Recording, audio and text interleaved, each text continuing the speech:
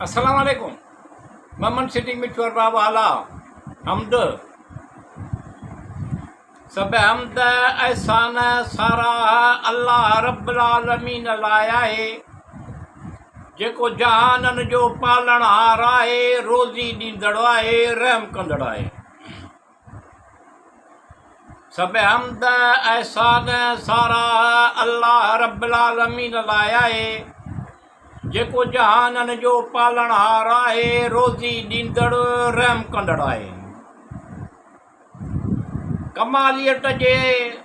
कमालियत ते आणण जंहिं सूरत में फ़क़ति ख़ुदा खे ई ताक़त आहे। कमालियत ते आणण जंहिं सूरत में फ़क़ति ख़ुदा खे ई ताक़त आहे, जो हर शइ खे पाले कमालियत ते आणे सघे थो। अल्लाह रब्बुल आलमीन ख़ालिक़ आहे। सब हमद एहसान सारा अल्लाह रब्बुल आलमीन लाइ आहे, जेको जहाननि जो पालणहार आहे, रोज़ी ॾींदड़, रहम कंदड़ आहे। बाज़ारो वाखाण जुगाए अल्लाह खे हिकमत जो साहिब एहसान कंदड़ आहे। बाज़ारो वाखाण जुगाए अल्लाह खे हिकमत जो साहिब एहसान कंदड़ आहे। अल्लाह पाण ई जोड़ करे थो जहान जूं आसूं मेटूं पुॼाए थो। अल्लाह करम कंदड़ आहे। सब हमद एहसान सारा अल्लाह रब्बुल आलमीन लाइ आहे, जेको जहाननि जो पालणहार आहे, रोज़ी ॾींदड़, रहम कंदड़ आहे। दिल ऐं ज़बान सां वेसाव भरवसो यकीनू अलाह में आहे। दिल ऐं ज़बान सां वेसाव भरवसो यकीनू अलाह में आहे। अल्लाह रब्बुल आलमीन ई हर कम में सुरखरू कंदो आहे।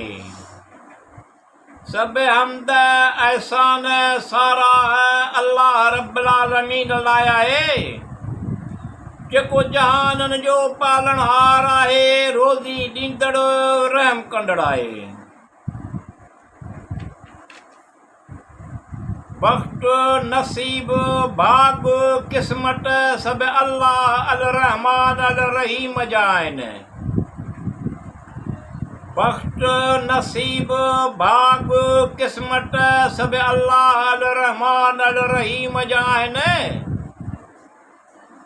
अल्लाह करीम रब्बुल आलमीन सब सणायूं कंदो, आस मेटूं पुॼाईंदो। अल्लाह सभु कुझु ॼाणंदड़ आहे। सब हमद एहसान सारा अल्लाह रब्बुल आलमीन लाइ आहे, जेको जहाननि जो पालणहार आहे, रोज़ी ॾींदड़, रहम कंदड़ आहे। या अल्लाह रब्बुल आलमीन अल रहमान अल रहीम, तूं सभु ॼाणी थो, तोखे सभु मालूम आहे। या अल्लाह रब्बुल आलमीन अल रहमान अल रहीम, तूं सभु ॼाणी थो, तोखे सभु मालूम आहे। मिठूअ जूं आस उमेद पुॼाए, मतिलब नेक मक़सद हासिल थियनि। अल्लाह वॾो महिरबान फज़ल वारो आहे।